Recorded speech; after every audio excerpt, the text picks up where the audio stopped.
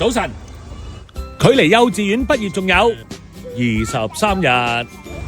今朝送完返學就去咗 check 車，即係換偈油啊、油格嗰啲咧，架車係要擺低啦。食埋個早餐，一行出去啫，就見到有架巴士到，好耐冇遊過巴士可咯，咁啊仲俾我包晒成個上層添。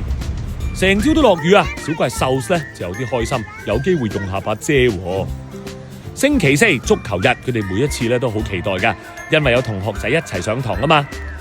藍衫嘅怪獸仔舞完一輪之後，整個施丹轉身，然後就得停。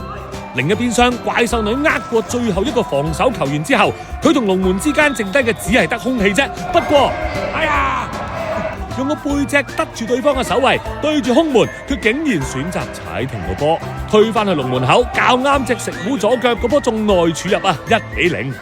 見到怪獸女同個波同步咁移動啊，最後終於都將個波送到入龍門啦。之後佢再示範埋點樣大腳抽入添，又睇多一球啊！怪獸仔啊步大力雄啊，由右路啊推到去左邊，可惜佢大步嗰頭推咗去底線，最尾都叫做修正到啊！佢竟然就選擇用鞋底輕輕搓入網。嗱，呢啲咁嘅處理方法咧，踢街場嗰陣啊，好可能被誤以為啊睇唔起對手，俾人雙腳飛埋嚟噶嚇。為安全計，佢之後咧就自願走咗去守籠啦。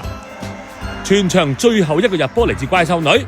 扭過對面最後一個球員，咁大個龍門任揀，千揀萬揀，佢揀正條門柱嚟省。好彩最後咧都攞得翻個波射入，恭喜晒啊！